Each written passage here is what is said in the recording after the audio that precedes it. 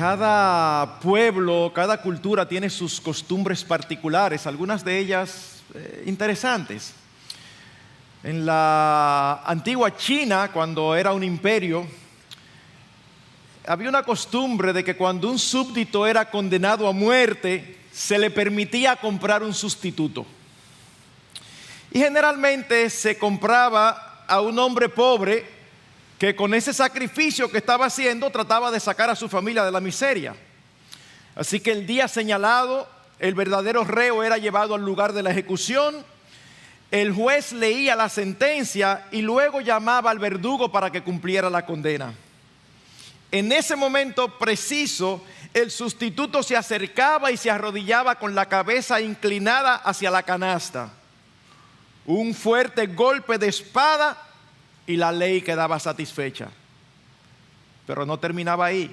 El juez entonces anunciaba libre al legítimo criminal, quien perdía su nombre y por el resto de su vida era conocido por el nombre del sustituto.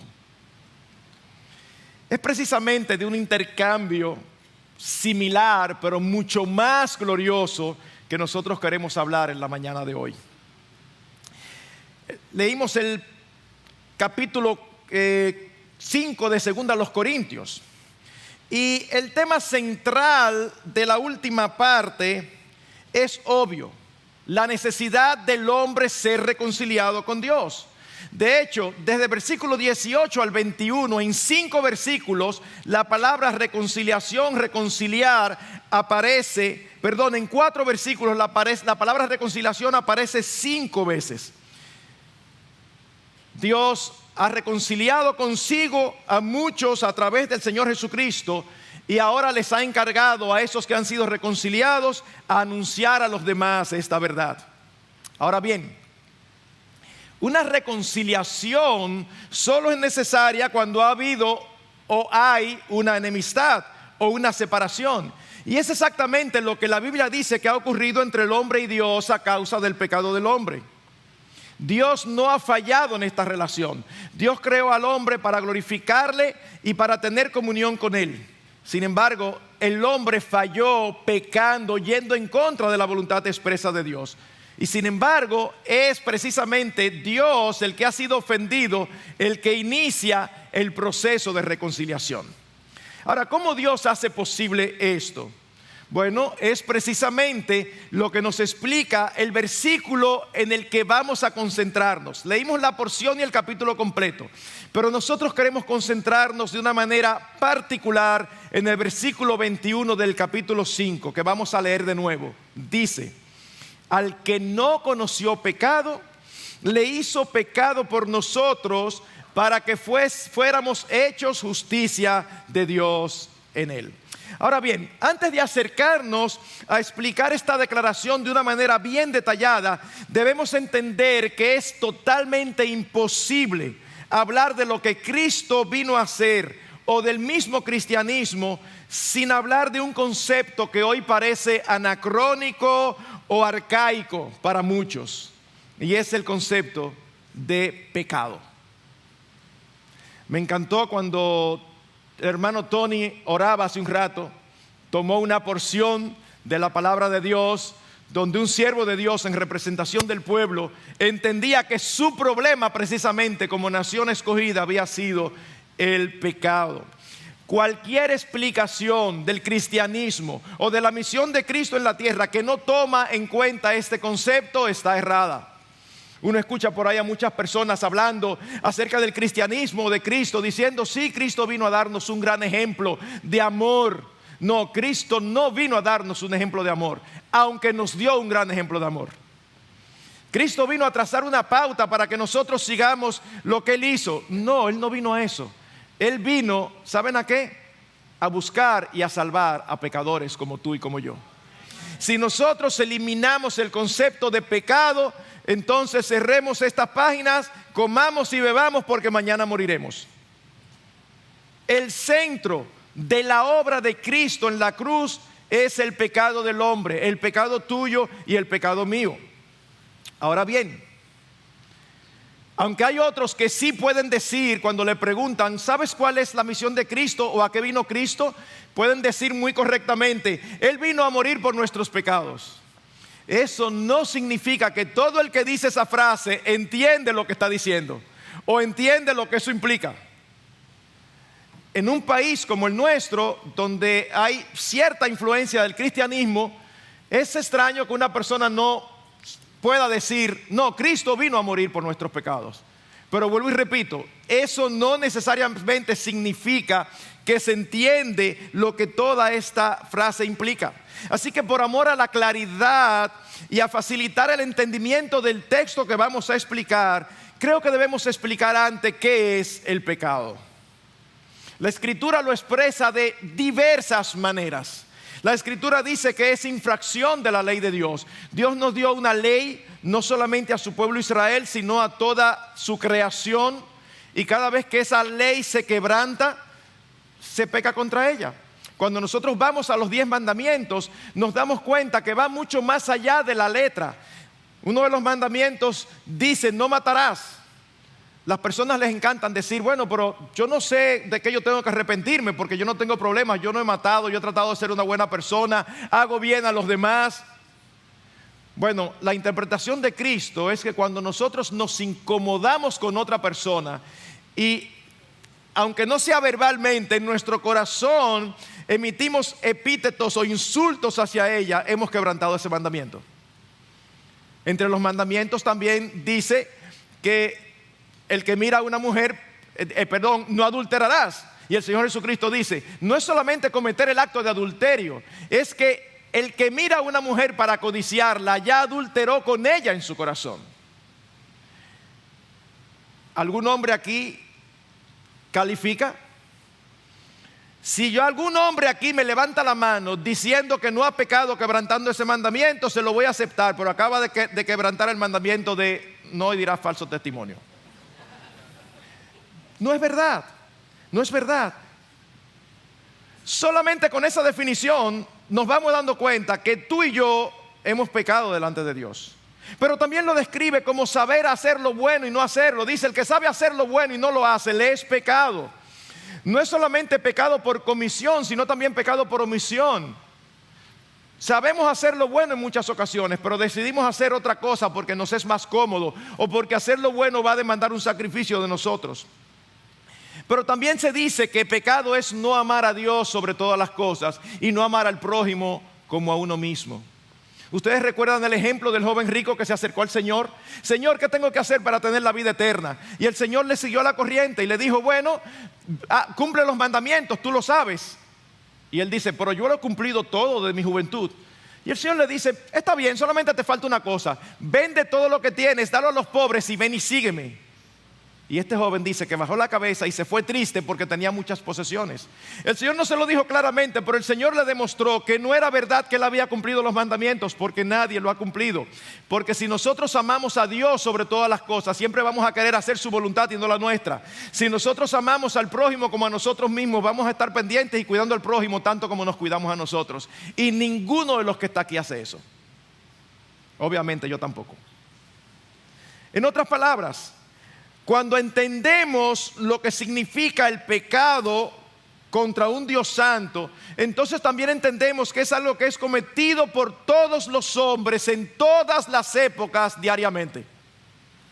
No hay, ni ha habido, ni habrá hombre sobre la faz de la tierra que nunca peque. Romanos 3:10, no hay justo ni aun uno. No hay quien entienda, no hay quien busque a Dios. Romanos 3:23, por cuanto todos pecaron y están destituidos de la gloria de Dios. Es el pecado aquello que precisamente nos separa de un Dios santo porque lo ofende y que hace necesaria una reconciliación. Es el pecado aquello que merece una justa condenación de un juez que es justo. Y es precisamente la ausencia de pecado en su vida lo que convierte al Señor Jesucristo en el único y perfecto Salvador. Hace un rato dijimos, no ha habido, no hay ni habrá un solo hombre que nunca peque. Excluimos de esa declaración al Señor Jesucristo. Excluimos de esa declaración al Señor Jesucristo. Ahora, ¿cómo Cristo se convierte en el perfecto Salvador? A través de un glorioso intercambio, como el que hemos estado mencionando. Así que permítanme ahora acercarme al texto y ver detalladamente cada una de sus implicaciones. Lo primero que el texto nos dice es que Cristo no conoció pecado. Habiendo visto lo difícil que es pensar en nuestras mentes que haya un ser humano que no peque, esto es precisamente lo que Cristo hizo. Siendo 100% hombre, nunca pecó. En otras palabras, desde su nacimiento hasta su muerte y resurrección, nuestro Señor Jesucristo siempre, en todo momento, sin excepción, hizo la voluntad de Dios el Padre por encima de la suya.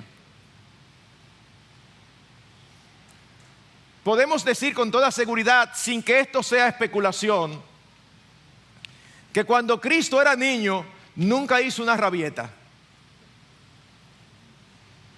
¿Y dónde lo dice? No pecó. Podemos decir con toda seguridad que cuando Cristo era niño, nunca peleó con los amiguitos con los que se crió. Podemos decir con toda certeza que en su manejo con todos aquellos que le adversaban, nunca pecó. Y esto era indispensable si él había de ser un perfecto Salvador. Esta verdad de la necesidad de un Salvador perfecto era tipificada en el Antiguo Testamento por los sacrificios que se hacían. En el Antiguo Testamento, como parte de la ley que Dios le dio a su pueblo, instituyó una serie de sacrificios por el pecado. Sacrificios que eran hechos continuamente a lo largo de todo el año, y de manera particular había un día que todavía es conocido hoy como Yom Kippur, el día de la expiación, que era el día más solemne del calendario judío. Era el día donde el sumo sacerdote, no los sacerdotes, el sumo sacerdote entraba al lugar santísimo donde estaba la presencia de Dios y ofrecía sacrificio por sí mismo primero y luego por los de todo el pueblo. Ahora, ¿qué animal utilizaba para ofrecer sacrificio? No era, vamos a tomar esta ovejita que está coja o que salió torcida. No. Eran animales sin defecto. Eran animales perfectos, tipificando que el sustituto, que el Salvador tenía que ser sin tacha. Para que este glorioso intercambio pudiera ocurrir, era indispensable que Cristo fuese sin pecado. Ahora, es difícil creer, ¿verdad?, que haya una persona que nunca peque. Al mismo tiempo, es difícil interactuar con los demás y que los demás no puedan decir: tú pecaste en este momento, tú pecaste en aquel. Pero nosotros tenemos evidencia por las Escrituras de que el Señor nunca pecó. Tiene testigos de sobra, aun aquellos que no quisieran ser testigos de Él. El mismo Pilato, cuando fue llevado donde Él y lo examinó, en Juan 18:38 dijo: yo no encuentro ningún delito en Él. Y luego en el 19:4 dijo: mirad, os lo traigo fuera para que sepáis que no encuentro ningún delito en Él. 2 versos más adelante dice Pilato, o dice la narración: entonces cuando le vieron los principales sacerdotes y los alguaciles, gritaron diciendo: crucifícale, crucifícale. El pueblo estaba clamando que crucificaran al Señor. Y Pilato les dijo: tomadle vosotros y crucificadle, porque yo no encuentro ningún delito en Él. Hasta aquellos que no eran simpatizantes del Señor tuvieron que declarar que en Él no había pecado. Cuando los principales sacerdotes y todo el concilio, es decir, el grupo religioso de la época, lo trajo para examinarlo y acusarlo y llevarlo a la muerte, nos dice Marcos 14, 55, 56 lo siguiente: y los principales sacerdotes y todo el concilio procuraban obtener testimonio contra Jesús para darle muerte, pero no lo hallaban, porque muchos daban falso testimonio contra él, pero sus testimonios no coincidían. Y entonces, ¿cómo fue que lograron llevarlo a la cruz? Bueno, terminaron condenándolo por una verdad, no por una mentira. En Marcos 14, 61, 64 dice: mas él callaba y nada respondía. Le volvió a preguntar el sumo sacerdote diciéndole: ¿eres tú el Cristo, el Hijo del bendito? Jesús dijo: yo soy. Y veréis al Hijo del hombre sentado a la diestra del poder y viniendo con las nubes en el cielo. Entonces el sumo sacerdote, rasgando sus ropas, dijo: ¿Qué necesidad tenemos de más testigos? Habéis oído la blasfemia, ¿qué os parece? Y todos le condenaron, diciendo que era reo de muerte. ¿Por qué le condenaron? Porque él decía que era el Cristo y que se iba a sentar a la diestra del poder de Dios, como dice la palabra que está sentado hoy. Lo condenaron por una verdad. Ahora, cuando vamos a los autores del Nuevo Testamento, es continuo que ellos expresan que Cristo fue sin pecado. El autor de la epístola a los Hebreos dice en Hebreos 4:15: no tenemos un sumo sacerdote que no pueda compadecerse de nuestras flaquezas, sino uno que ha sido tentado en todo como nosotros, pero sin pecado. Él fue tentado como tú y como yo. La gran diferencia es que tú y yo somos tentados y con frecuencia caemos. La única tentación que Cristo tuvo no fue la que se relata en Mateo 4 y otros lugares del Evangelio, en el desierto. No, esa fue la más fuerte o la que se quiso quedar registrada. El Espíritu Santo quiso que quedara registrada. Pero Él fue tentado como nosotros, sin pecado. Hebreos 7:26: porque convenía que tuviéramos tal sumo sacerdote, santo, inocente, inmaculado, apartado de los pecadores. Y cuando dice aquí apartado de los pecadores, sabemos que no significa lejos de los pecadores. No, que no se identificó con ellos como pecador. Una de las cosas que vemos con frecuencia es al Señor Jesucristo más bien relacionándose con pecadores para traerle la gloriosa luz del Evangelio. Pero cuando seguimos avanzando, llegamos al apóstol Pedro. Piensen en esto. Él estuvo con los apóstoles 3 años en todo. Le acompañaban a todo lugar. Miren, nadie que esté 3 años con nosotros, yo no tengo que conocerlos a ustedes, con ninguno de nosotros, nadie que esté 3 años con nosotros podrá decir que nunca nos vio haciendo un gesto incorrecto, hablándole mal a alguien, airándonos pecaminosamente. Es imposible. Aquí seguro hay personas con mucha gracia. De ese tipo de personas que uno dice, cuando hay una discusión y ese tipo de personas está, uno siempre pregunta, ¿y qué fue lo que el otro le hizo? Porque uno asume que él no fue el que inició la discusión. Aún ese tipo de personas se manifiesta su pecado de alguna manera. Sin embargo, el apóstol Pedro, que estuvo con él todo el tiempo, dice en 1 de Pedro 2:22, el cual no cometió pecado, ni engaño alguno se halló en su boca. Y el apóstol Juan, que era todavía más cercano, que era aquel que recostaba su pecho sobre el Señor, dice en 1 de Juan 3:5, y vosotros sabéis que Él se manifestó a fin de quitar los pecados, y en Él no hay pecado. Puede parecer que me he extendido un poco, pero creo que es importante porque esta es la zapata sobre la que se va a edificar. Si Cristo pecó, todo el cristianismo se cae. Si Cristo como hombre fue como tú y como yo, nosotros estamos aquí hoy perdiendo nuestro tiempo. Cristo fue el único hombre sobre la faz de la tierra que podía decir, como le dijo a los demás en Juan 8:46, ¿quién de vosotros me prueba que tengo pecado? En otras palabras, pruébamelo. Yo no sé si aquí hay alguien que se atreva a decir eso. Yo no me atrevo, porque eso va a ser un caso demasiado fácil. Yo digo, pruébame que tengo pecado. Va a llegar un momento que voy a decir, está bien, ya, me convenciste, no sigas. Porque va a decir muchas cosas. Aquí no hay nadie que pueda decir eso. El Señor Jesucristo dijo, ¿quién de vosotros me prueba que no tengo pecado? Ahora, habiendo visto esto, el texto dice algo que es totalmente opuesto. Al que no conoció pecado, dice, le hizo pecado por nosotros. Y este es nuestro segundo punto. Cristo fue hecho pecado. ¿Y qué significa esto? Permítame empezar diciendo lo que no significa. Esto no significa que Cristo fue convertido en un pecador. No. Lo que significa es que sin ser pecador, Él sufrió las consecuencias que todo pecador justamente debe sufrir. Esto significa que sin ser pecador, Cristo fue tratado como pecador por los hombres y por Dios. Nosotros vemos a los hombres de todo tipo de esfera tratando al Señor como pecador.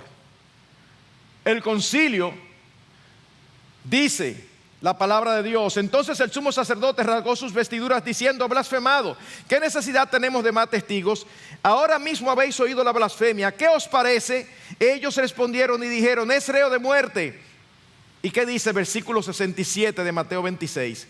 Entonces le escupieron en el rostro, le dieron de puñetazos y otros le abofeteaban diciendo: adivina a Cristo, ¿quién es el que te ha golpeado?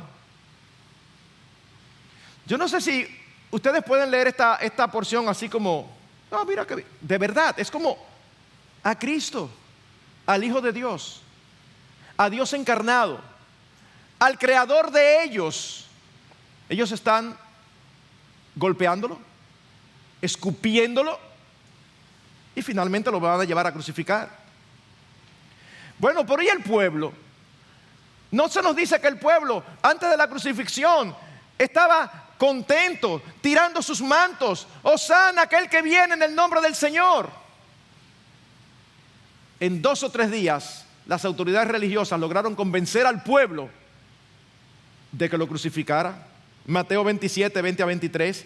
Pero los principales sacerdotes y los ancianos persuadieron a las multitudes que pidieran a Barrabás y que dieran muerte a Jesús. Es el mismo pueblo que hoy. Las masas son movidas por aquellos que dirigen y ni cuenta se dan.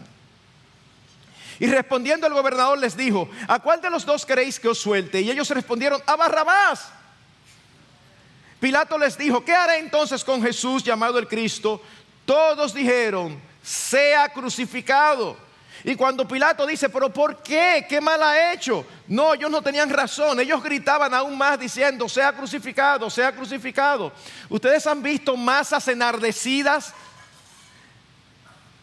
El pueblo de Dios enardecido, una multitud gritando: crucifícale, crucifícale, crucifícale. Razones, no hay razón, crucifícale.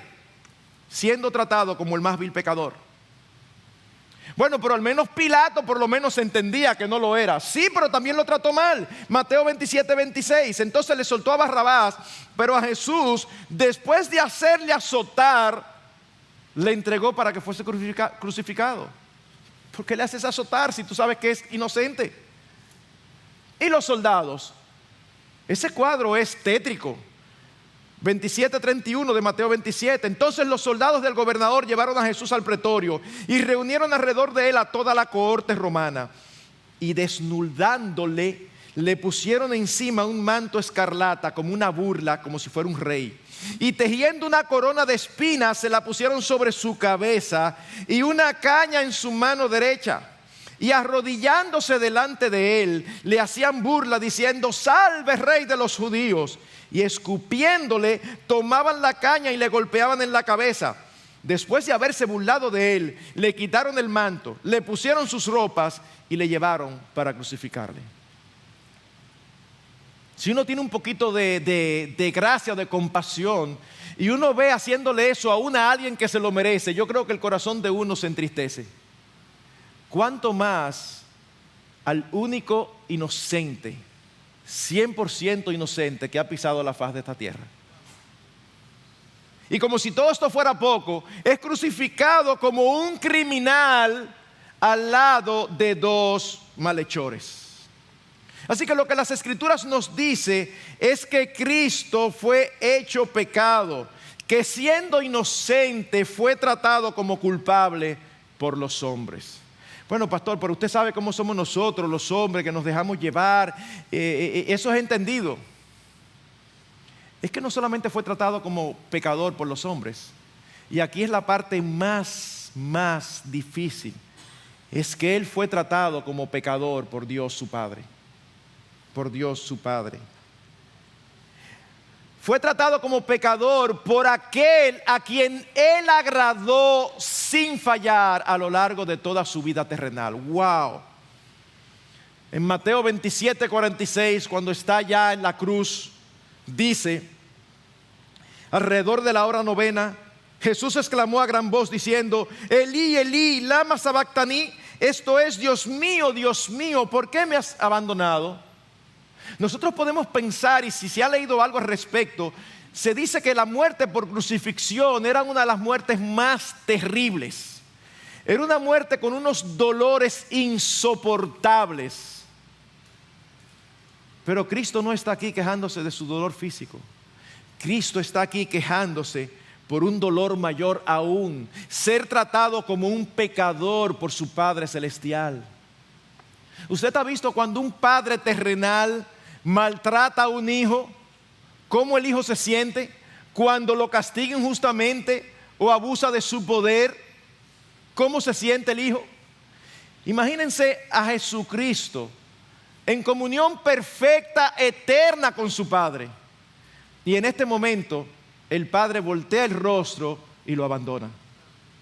Dios mío, ¿por qué me has abandonado? Nunca se había separado de su Padre en la eternidad y nunca más lo volvería a hacer. Pero en ese momento crítico Dios lo desamparó, porque su justicia santa no le permitía amparar a aquel que en ese momento fue hecho pecado.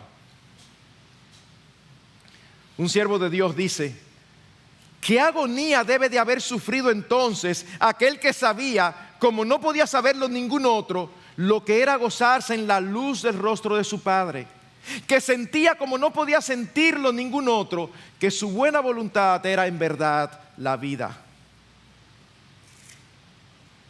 Solo unas pocas horas antes de este momento, Cristo había dicho lo siguiente a los suyos en Juan 16:32: mirad, la hora viene y ya ha llegado en que seréis esparcidos, cada uno por su lado, y me dejaréis solo. Y sin embargo, no estoy solo, porque el Padre está conmigo. ¿Usted ha visto esos niños que dicen: no importa si papá está conmigo? Bueno, Cristo hace unas horas le había dicho: ustedes me van a dejar solo y me van a abandonar todos, pero no hay problemas, el Padre está conmigo. Y pocas horas después, ni siquiera el Padre estaba allí con él. El Padre lo había abandonado. Definitivamente se cumplía lo que dice Isaías 53:10, cuando presenta a Cristo como el siervo sufriente. Dice: quiso el Señor quebrantarle, someterle a padecimiento. El más justo tratado como el más injusto. Pero ¿esto por qué? ¿Por qué razón sucedió esto? ¿Por qué razón está, entre comillas, injusticia? No, eso es lo grande. No era una injusticia, era un acto de justicia suprema.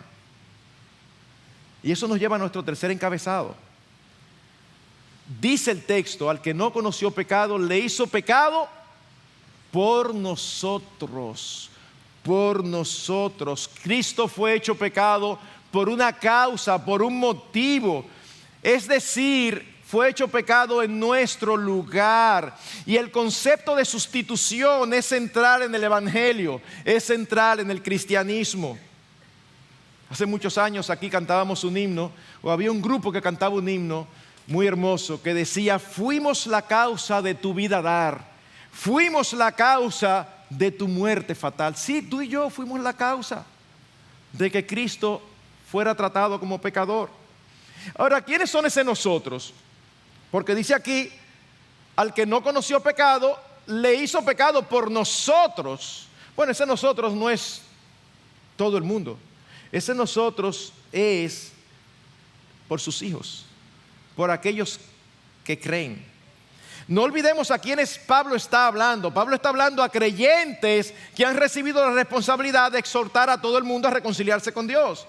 Así que ese nosotros somos todos los creyentes, todos los que creemos en Él, todos los que le hemos recibido, todos los que han sido, son y serán salvos por la fe. Así que Cristo, el inocente, fue hecho pecado por nosotros, que sí conocemos pecado, y de manera abundante.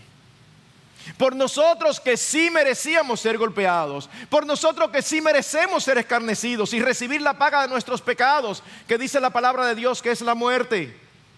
Era a nosotros que nos correspondía estar allí crucificado entre malhechores, porque todos, absolutamente todos aquí, sin excepción, pudiéramos justamente decir, como uno de los malhechores dijo en un momento en que Dios le abrió el entendimiento. Y él dijo: nosotros a la verdad padecemos justamente, porque recibimos lo que merecemos por nuestros hechos, pero ningún mal hizo. Tú y yo merecíamos todo eso. Él no. Isaías 53 dice, versículos 5 y 6: mas él herido fue por nuestras transgresiones, molido por nuestras iniquidades. El castigo por nuestra paz cayó sobre él, y por sus heridas hemos sido sanados. Todos nosotros, nos descarriamos como ovejas, nos apartamos cada cual por su camino, pero el Señor hizo que cayera sobre él la iniquidad de todos nosotros. Tú y yo fuimos el motivo y la causa de que Cristo fuese hecho pecado sin haber pecado. Y aunque en el texto no está incluida esta información, nosotros sabemos, porque es imposible escuchar esto sin preguntarnos ¿por qué lo hizo? ¿Por qué alguien hace algo como eso? Bueno, el resto de las escrituras nos contesta: por amor, por misericordia y por gracia. Romanos 5:8: pero Dios muestra su amor para con nosotros en que, siendo aún pecadores, Cristo murió por nosotros. No fue que Él vio en nosotros algo que valía la pena. Wow, pero mira a Marcos, qué valioso ese muchacho. No. Mira aquel infeliz Marcos, que no sirve para nada, que se va a perder por sus pecados, y sencillamente me amó igual que a ti. Wow. Pero hay otro texto, Efesios 2, versículos 4 y 5. Pero Dios, que es rico en misericordia, por causa del gran amor con que nos amó, aun cuando estábamos muertos en nuestros delitos, nos dio vida juntamente con Cristo.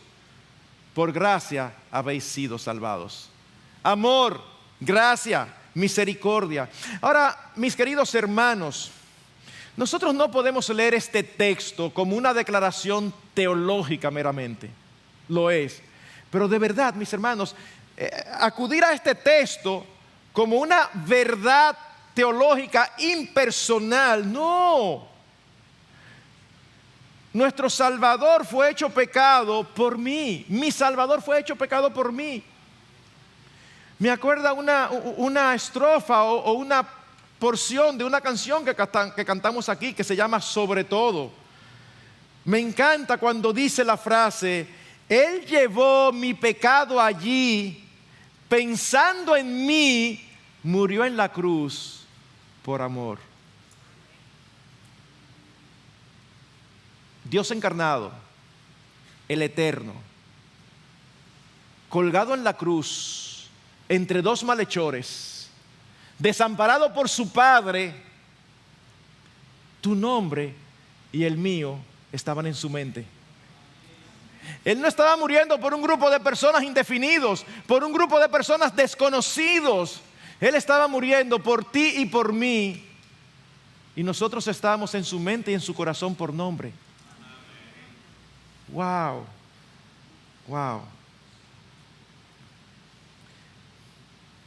¿Y por qué Cristo fue crucificado y hecho pecado? Porque se le imputaron nuestros pecados. La palabra imputar significa poner a la cuenta de. Él cargó nuestros pecados, pero eso no terminó ahí, sino que esa transacción fue completa, y esto nos lleva a nuestra cuarta verdad. Cristo fue hecho pecado con un propósito. ¿Para qué? Para que fuéramos hechos justicia de Dios en Él. Si el punto anterior nos muestra el por qué Cristo murió siendo inocente, este nos dice para qué. Pensemos en esto. Dios es un Dios santo. Eso significa que es un Dios apartado de todo pecado. El pecado es contra su voluntad. El pecado le ofende. ¿Cómo puede Dios tener relación con pecadores? Es imposible. Ahora, ¿cómo puede Dios tener una relación con un hombre pecador y declararlo justo sin que al mismo tiempo él cometa una injusticia? Me explico. Usted se fue en un semáforo en rojo y cuando está ya en el tribunal hay 15 personas más detenidas por lo mismo. Cada uno va pasando por delante del juez, tanto de multa, tanto de multa, tanto de multa, tanto de multa. Y usted está tranquilo. ¿Por qué? Porque usted conoce al juez de ahí. El juez de ahí es su papá. Así que cuando usted llega delante del juez, el juez dice, no, pero ¿cómo yo te voy a poner una multa, mijo? Y te deja pasar. Pregunta, ¿cómo se sentirían los otros 14? Se cometió una injusticia. No importa que tú seas el padre, tú no puedes cometer esa injusticia. Tiene que pagar.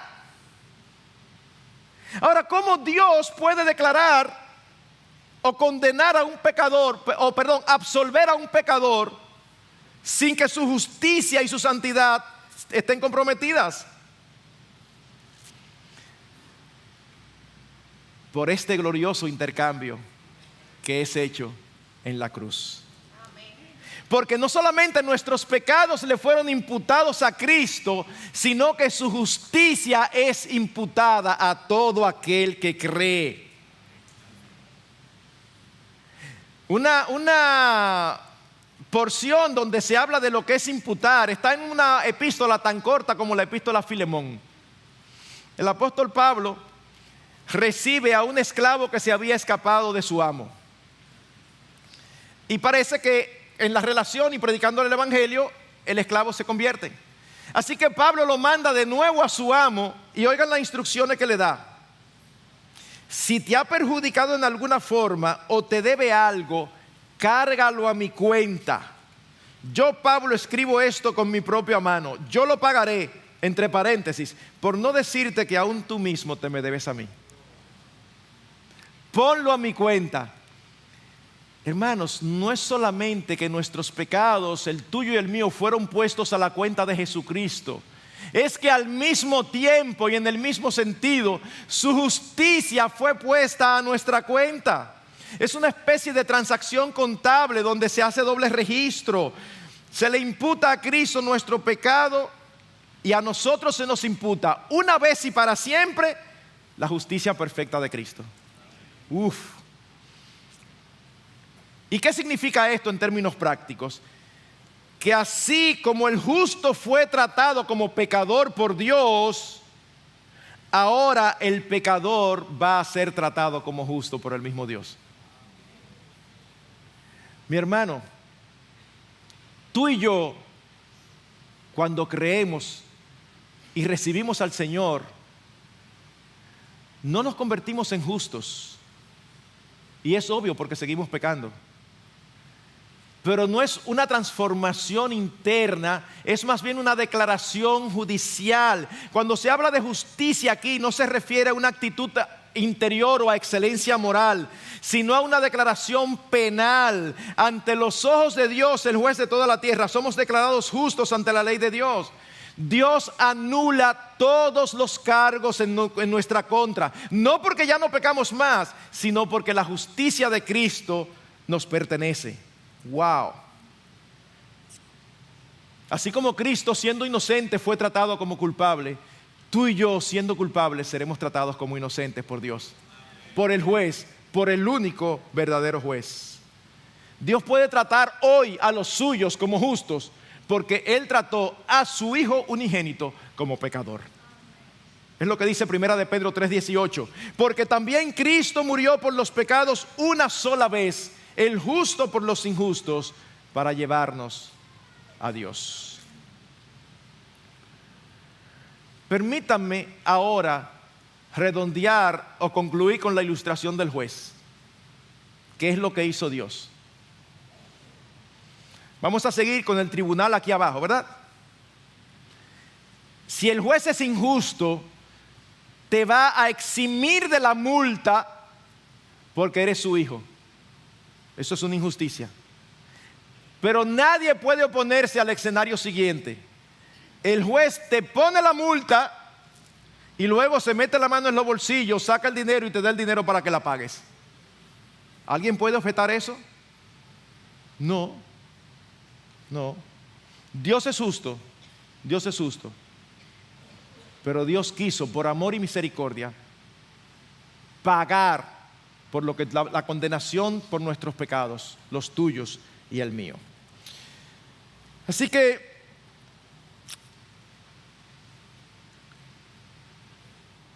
permítame dar algunas aplicaciones. ¿Cuál debiera ser nuestra respuesta a esta gran verdad que es enseñada aquí?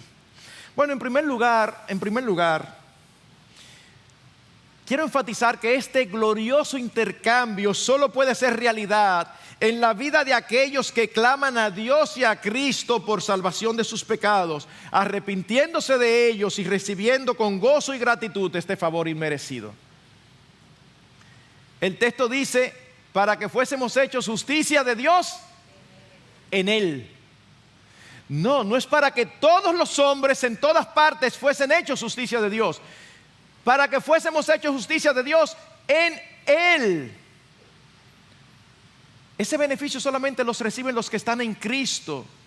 Y la manera de estar en Cristo es clamando a Dios, arrepintiéndonos de nuestros pecados y dejando que Él nos regenere, que seamos convertidos, que seamos hechos nueva criatura. De hecho, el versículo anterior en 2 Corintios 5, antes de empezar esta porción de la reconciliación, el versículo 17 dice, de modo que si alguno está en Cristo, nueva criatura es. Las cosas viejas pasaron, he aquí, todas son hechas nuevas. Si tú estás aquí en esta mañana y tú nunca habías oído esto, o nunca habías entendido esto, tú vas a salir de aquí y no vas a poder decir que no entiendes lo que significa que Cristo murió por nuestros pecados. Pero lo más triste sería que sin conocer a Cristo salieras de aquí sin apropiarte de este glorioso intercambio. Ese sería el peor negocio de tu vida. Porque el mejor negocio de nuestras vidas ni siquiera es hecho por nosotros, es hecho por Dios mismo. Clama a Dios, arrepiéntete. Clama por tus pecados para que sean puestos sobre el justo y así su justicia será puesta sobre ti. Esta es la esencia del cristianismo. Pero en segundo lugar, algunos creen erróneamente que esta verdad produce una vida descuidada respecto a la ley y a la voluntad de Dios. Pero así sí es fácil. Entonces ahora yo vivo como yo quiera y como quiera la justicia de Cristo me es imputada. Bueno, lo que pasa es que cuando la justicia de Cristo nos es imputada, no es todo lo que ocurre. Ocurre un nuevo nacimiento, con una naturaleza que ahora quiere, desea y anhela hacer la voluntad de Dios. Una persona que dice que es cristiano y quiere seguir haciendo su voluntad, está diciendo una cosa con la boca y otra cosa con su vida. Y la vida habla más alto que la boca. No, de ninguna manera. Nada más lejos de la verdad. Oigan lo que dice 2 Corintios 5, 14, 15, el mismo capítulo, unos versículos antes. Pues el amor de Cristo nos apremia, habiendo llegado a esta conclusión, que uno murió por todos, por consiguiente, todos murieron. Y por todos murió, ¿para qué? Para que los que viven ya no vivan para sí, sino para aquel que murió y resucitó por ellos. Cuando venimos a Cristo y clamamos a Él que nos salve, no solamente se nos imputa su justicia, sino que también se nos da una naturaleza que desea hacer la voluntad de Dios. La característica de un verdadero creyente es que ya no vive para Él, porque la característica del que no conoce al Señor es que vive para sí. El no creyente solo se pregunta, ¿qué quiero hacer? ¿Qué me conviene? ¿Qué me gusta? ¿Qué yo creo? El verdadero creyente se pregunta, ¿qué debo hacer? ¿Qué desea Dios? ¿Qué es lo mejor para su gloria? Eso hace toda la diferencia. En otras palabras, habiendo sido declarados como justos judicialmente delante de Dios, ahora debemos vivir como tales. Nadie que diga con su boca que es cristiano, pero que ande viviendo claramente en contra de la voluntad de Dios, tiene evidencias en su vida de que lo es. Y hay razón para creer que no es verdad lo que está diciendo. Y finalmente, en aquellos que sí le conocemos, en aquellos que tengamos años, muchos o pocos, o aún meses, nosotros debemos de responder a este glorioso intercambio con adoración, con admiración y con gratitud hacia aquel que voluntariamente por amor se entregó en la cruz por nosotros. Cuando nosotros entendemos la verdad de este corto versículo, es imposible que nuestro corazón no salte de alegría, de emoción y de gratitud. Porque Dios hizo exactamente lo que para nosotros era imposible hacer. Porque se nos ha otorgado una salvación perfecta. Porque cuando pecamos, Jesucristo el justo es nuestro abogado. Sí, nosotros seguimos pecando. Y cuando el diablo viene delante de Dios, pero ese no es tu hijo, pero míralo pecando, Jesucristo el justo aparece delante del Padre y dice: es verdad, mira mis manos, mira mi costado, es verdad que él pagó, que él pecó, pero ya yo pagué por ese pecado. Ya yo pagué. Y algún día tendremos la oportunidad de darle gloria, alabanza y honra por toda la eternidad. Oh Señor Jesús, ven y que pronto veamos ese día. Que el Señor nos ayude.